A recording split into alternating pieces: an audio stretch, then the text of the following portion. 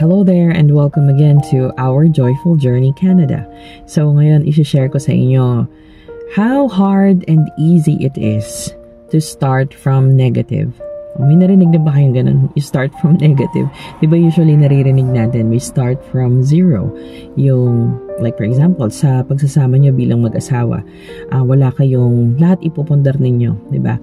That's when you start from zero. Pero kami, dito sa buhay namin sa Canada, nga pala no, parang we are not starting from zero. We are starting from negative.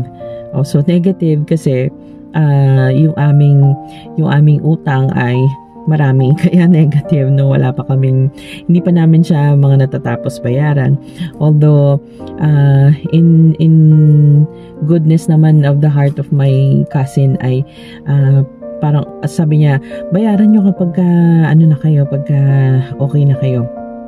Pero alam mo yon, utang pa rin namin yun, negative pa rin yun. Kaya gumagawa kami ng paraan talaga para maibigay nun, para mawala na yung intindihin na yun din sa amin. Para naman kami din, ma-feel naman namin na hindi na tayo negative. Ayan. So, lahat ng mga financial plans namin, kasama yon yung mga pagbabayad na ano. Actually, we're proud to say na matatapos na kami doon sa almost half no na utang namin, which is yung plane ticket. Ayan, yung plane ticket namin na 10,000 mahigit. So, ayan, last month na ngayon. So, yung mga susunod naman, plano namin next year, basta hindi matatapos ang next year, matatapos na naming bayaran lahat-lahat, no? Lahat ng utang namin ay nandito na lang sa Canada. Wala kaming utang sa Pilipinas dahil binayaran na namin lahat yon bago kami pumunta dito. So, ayun naman ang isang kagandahan. So, tip para doon sa mga gustong magpanibagong buhay dito. As much as possible, ay bayaran nyo muna lahat yon para pagdating nyo dito, ang iintindihin nyo na lang yung buhay nyo dito. Diba? Ang mahirap kasi yung may iniintindi ka doon tapos nag-i-struggle ka pa rin dito sa pag-adapt, sa nagulat ka, ganito pala yung mga bills, ang mahal pala ng apartment, tapos kailangan pala talaga ng sasakyan. Ngayon kukuha ko ng sasakyan, dadagdag na naman yun sa monthly na na bayarin mo, tapos chine-check mo, ay hindi pala kasya yung aking sweldo, yung mga ganyan, di ba? So ang hirap din talaga. So para pagaanin nyo yung isip ninyo, tanggalin nyo muna yung mga utang ninyo sa iba para again nga pag nagsimula kayo dito, yun na lang nandito ang iintindihin ninyo. Kung hindi naman, pagpunta nyo dito, unahin nyo na bayaran na lahat nung nandun sa Pilipinas, nang sa ganun naman din ay wala naman din nasasabi yung pagkakautangan natin, yung mga yun nga kasi out of the goodness of their heart yun, pero yung mga pera yun na kailangan din naman nila, but they chose to lend that to you kasi mas kailangan mo, 'di ba? Kaya talagang very blessed yung mga nagpapautang, no? So, and tayo naman bilang mga nangutang, kailangan ibalik naman natin ito, lalo na kapag sinisingil na tayo, pag kailangan na nila, we need to give it back kasi responsibilidad natin yon, no? And ako naniniwala ako na kapag nagbabayad ka ng utang, mas lumuluwag ang pasok ng blessing sa iyo kasi nakikita ni Lord that you respect and binibigyan mo din ng importansya yung taong nagbigay sa iyo ng importansya during the time na kailangan mo, 'di ba, ng tulong. So, ayun. And so bakit ko ba din sinabi na it's easy? It's easy kasi ngayon ay wiser na kami sa mga decisions namin. Yun talaga yun. So, it doesn't come with age, it comes with experience. Kaya talagang yung mga challenges na dumadating sa buhay natin, it's also a blessing, no? Kung titignan mo sa kung may matututunan ka dun sa challenges na dumating na yon. Kung wala kang matutunan at puro hirap lang yung inintindi mo, I don't know kung ano nun sa'yo. Kailangan mo talagang hanapin kasi meron ka matututunan sa lahat ng challenges na yon sa buhay mo. Like kami, no? Yung mga So, ano ba mga unwise na decisions namin? Actually, ako lang naman ang hindi wise mag-decision sa aming dalawa. Very fortunate lang ako at syempre mahal na mahal ako nung asawa ko. So, during that time, at saka, of course, naisip namin noon, bata pa kami, may trabaho kami pareho, ako teacher, ako siya, nagbabarko siya. So, sige, kuha ng bahay, and then after noon, kuha ng sasakyan, tapos biglang eto, hindi na siya, nahihirapan na siyang sumampa kasi nga, na-detect na yung diabetes niya, ang higpit, no, sa Pilipinas ng ganyan. So, I think makaka-relate dito yung mga seaman, no, doon sa higpit ng medical sa Pilipinas. So, may time na 1 taon siyang hindi nakasampa. Ang hirap-hirap talaga no ng mga time na yun kasi puro kami utang. Tapos, yung bahay pa namin, hindi pa siya fully paid. Tapos, may sasakyan pa kaming binabayaran, hindi pa fully paid. And then, kukuhanin na ng bangko. Tapos ang pangit pa sa Pilipinas, umutang ka lang ng 1 milyon, ang halaga ng bahay na pinagawa mo ay 7 million. Lahat yun kukuhanin nila. Hindi ka tulad ba dito no, na isosoli pa sa iyo yung pag meron kang bahay at hinuhulugan kang bahay, ibibigay pa rin sa iyo yung mga naihulog mo kahit papaano no. Kasi kung tumaas ang value, 'di ba, ng bahay, kikita ka pa rin, maibebenta mo, 'di ba, yung bahay ganyan. Pero doon hindi, kukuhanin nila 'yon, 'di ba? Napaka-unfair naman. So, huwag kayong mag-uutang sa bangko kasi ang hirap talaga no.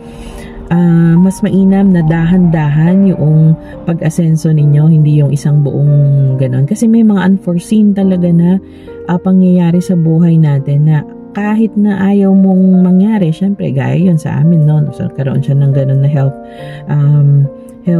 crisis, kumbaga ayun, wala kaming nagawa, talagang ganun, pati sasakyan namin muntik ng makuha. Buti na lang may kapatid siya, tapos andito si ate na tumutulong sa amin, si Joy din, ayan, yung mga parents namin kahit paano nakakatulong. Tapos dumating din talaga yung time na parang puro struggle yung naisip ko sa Pilipinas. Pero ayun nga no, kasi nga syempre sa mga decisions din namin yun. Ayan, manganganak ako, pati yung ipanganganak ko, naghahagilap kami ng mauutangan para dyan, yung mga tita ko sa abroad, yung mga pinsan ko, yan, nihiraman ko ng pera para may maipang paanak ako. Tapos hindi ko sinasabi na buntis ako, tapos nagulat na lang, "Hay, ano ka pala, buntis ka pala." hindi ko sinasabi. Tapos ayan, so nabayaran namin lahat yon, nakatapos kami lahat doon. So ito na yung buhay namin ngayon. Nakita ko kung gaano kahirap doon, parang wala ka talagang security sa Pilipinas. Tapos magkasakit ka pa doon, ay ubos ka na, yun na ano. Yun ang isang malaking problema pa sa Pilipinas. Pagdating sa health, kanya-kanya talaga. Kung hindi ka kukuha ng mahal na mga health insurance, wala. So ayun no. Dito naman, mas wise na kaming magdesisyon. Again, hindi na kami gano'n na padalos-dalos na. Ang plan namin is, pag PR na kami, hindi kami kukuha ng malaking bahay. Kasi, para saan pa, ang laki-laki naman ng babayaran namin monthly, di ba? Ayaw na din namin na mag-intindi ng gano'n. Hindi kami kukuha ng brand new sasakyan kasi gano'n din or pwede din naman kumuha basta isa lang, hindi na kami pa sa etong car namin na to, na lumang car na nabili namin to ng 5,000 pesos. So napakalaki namin, ilan lang yung tinakbo niya, 220. So okay na okay pa rin siya. Tas ang laki niya, sakto sa aming pamilya, diba, yung ganyan. Ito din, isa din to sa mga wise decisions namin. Talagang pinag-antay ito.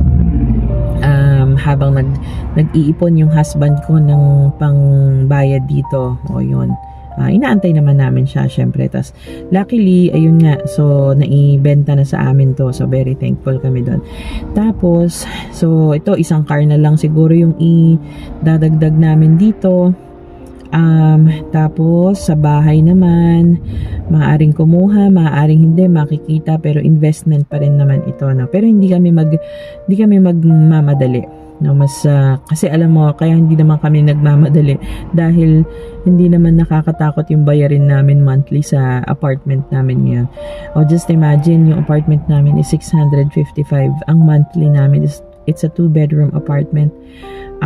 Meron siyang isang malaking kwarto at saka isang kwarto ng mga bata. So, 'di ba, ang saya. Ganun lang. Just imagine yung iba ngayon dito. Kasi pag sabi nila, nakapunta na ng Canada, kailangan maramdaman ko at maipakita ko na ako ay na dito, well off na. May mga ganyan kasing mentality talaga, no? Hindi ko naman sila masisisi kasi baka may gusto silang patunayan sa mga sarili nila. Anyway, sila naman ang naghihirap noon, hindi naman ako, 'di ba? Sa pag-iintindi sa mga gastusin nila. Minsan naman talagang wala lang din silang mahanapan na murang bahay, ganyan. So nagtsatsaga sila doon sa mga mahal. Like kapag ang probinsya mo is pag nandyan ka sa gawing Calgary, mahal talaga ang mga ang mga bahay dyan at apartment. So dito naman sa Manitoba ay hindi naman ganun din. Although meron naman ding mga mahal, syempre, wag kang kukuha ng mahal, 'di ba? Mag-antay ka ng mura, which is yun nga yung ginawa namin. And then binigay din naman sa amin.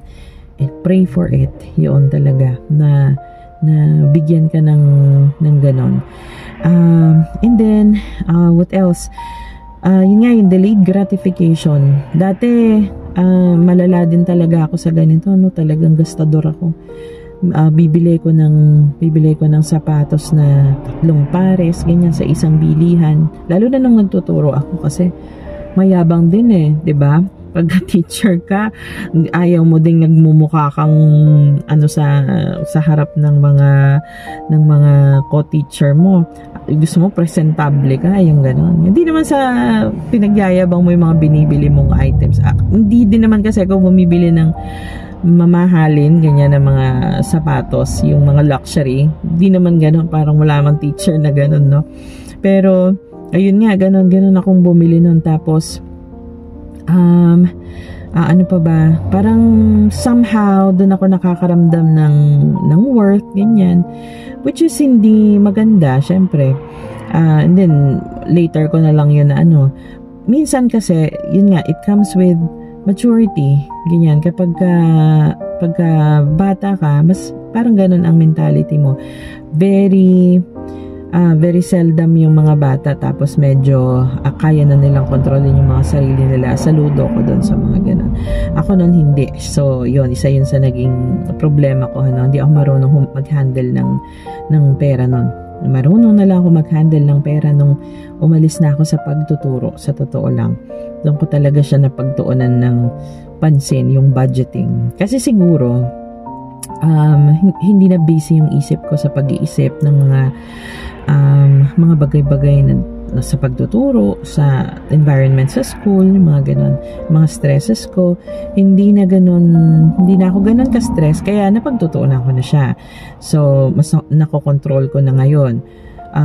After nun, wala na, hindi na ako mapagbibili. Parang wala na akong biniling gamit para sa sarili ko noon.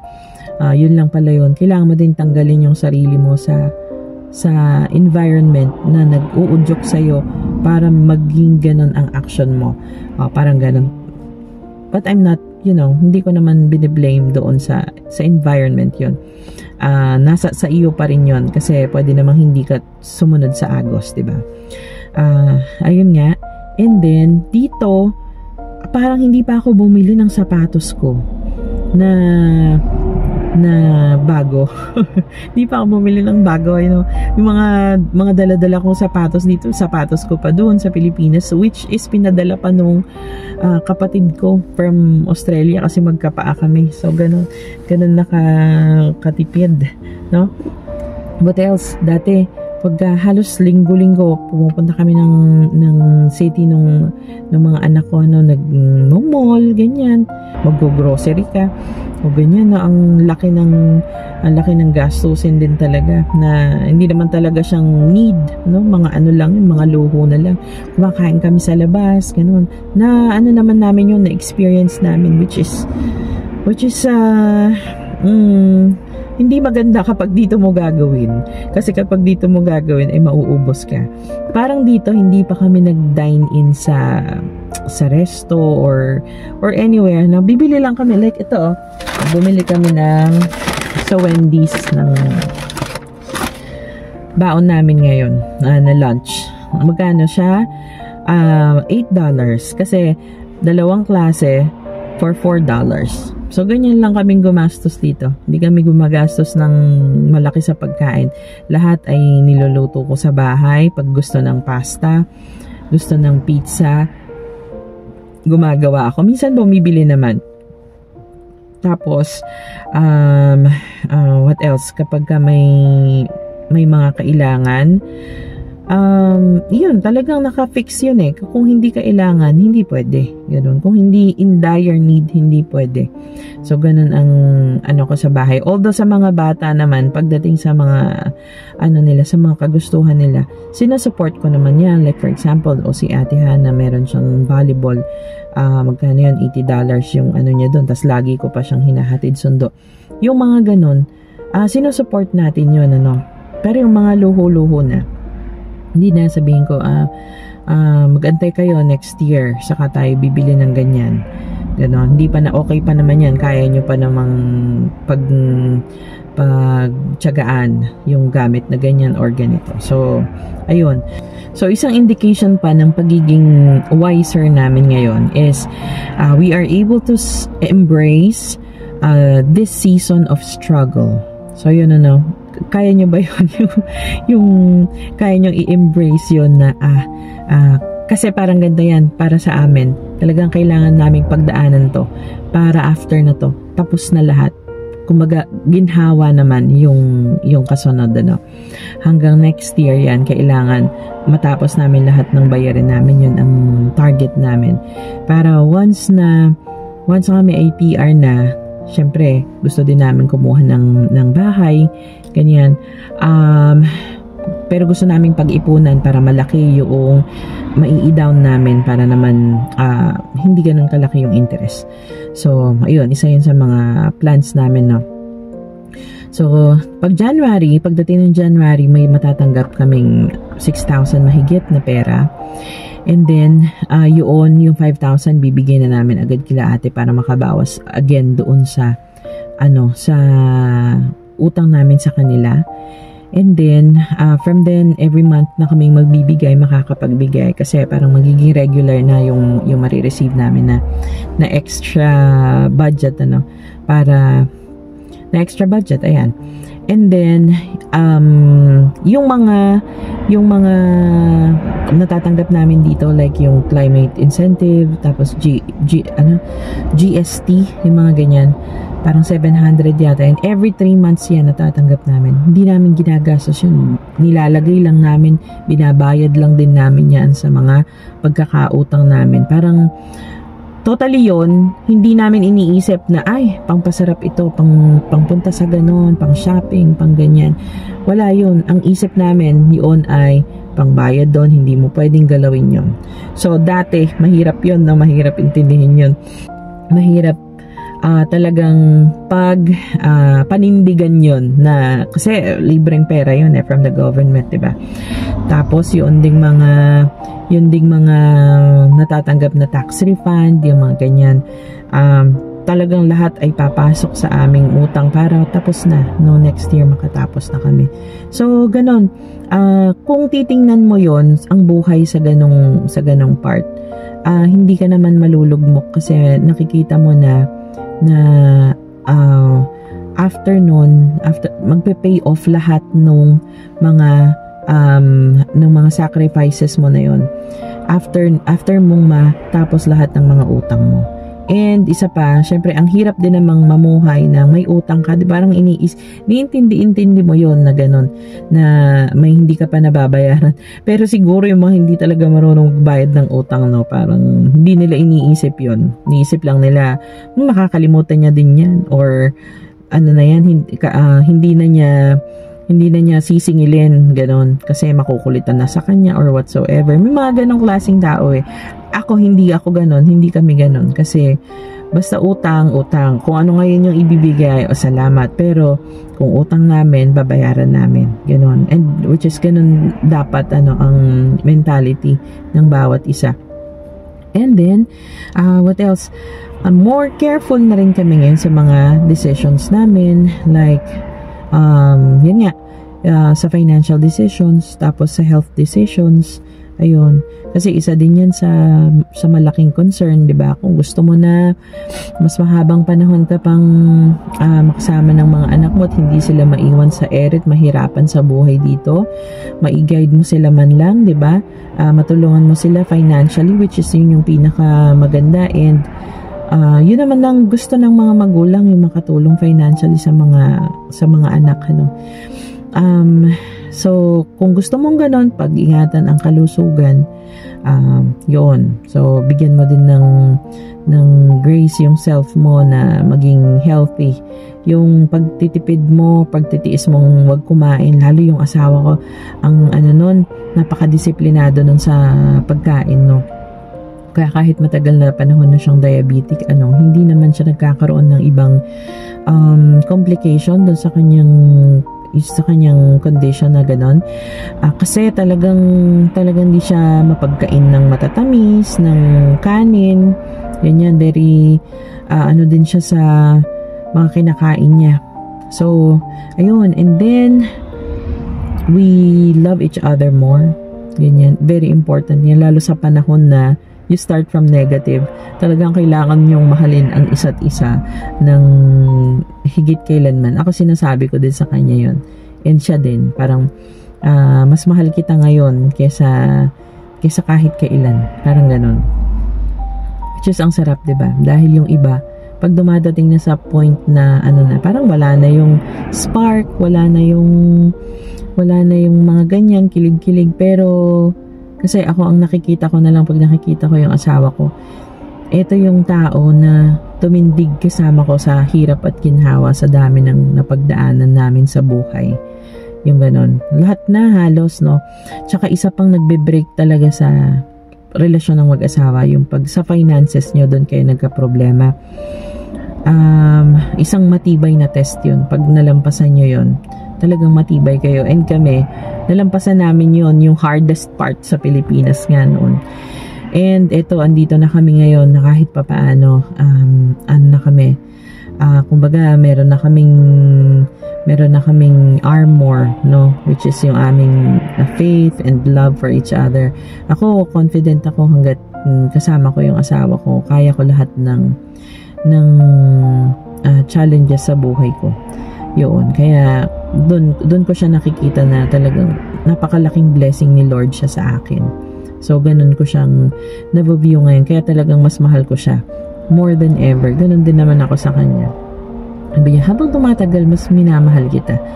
It's important na sabihin niyo yun sa bawat isa, no? If you feel that way. Kung hindi naman, try niyo pa rin sabihin. Kasi minsan, yung fake it till you make it, sabi nga nung iba, no? So kung hindi mo feel na parang mas mahal ko naman ito, no? Hindi naman yata parang mas mahal ko siya ngayon. Kung hindi mo feel na gano'n, sabihin mo pa rin, kasi namang mawawala, 'di ba? Sa inyo, kumbaga mas makikiligin pa yung asawa mo, mas matutuwa pa yun. O, in return, mas magaganda ang mood. O, tas, yun nga. O, so huwag kayong mahiyang sabihin o mag-profess ng love ninyo sa isa't isa. Ayan. And then, harder faith in God. So, ito ang isang pinaka-importante. Sa lahat nga ng challenges na yun, sabi ko, talagang kung hindi matibay-tibay, or yung mga challenges na yon ang nagturo sa amin kung paano maging mas matindi ang kapit kay Lord. Ayun, so lagi kayong maging grateful, thankful, and grateful kasi kahit na marami kayong struggle, there are so many things that you should be grateful of. Like yung mga time na magkasama kayo, andyan pa yung asawa mo, andyan ang mga anak nyo, na, diba, na inspiration ninyo. So, ayun, yung mga yon ang mga dahilan kung bakit kahit na we are starting from negative now, ay mas madali kaysa dati. So, again, sana meron kayong natutunan. I hope na-inspire naman kayo kahit papaano. And always pray, always be thankful, always be grateful, and see you on the next video. God bless you always. God bless us always. Bye.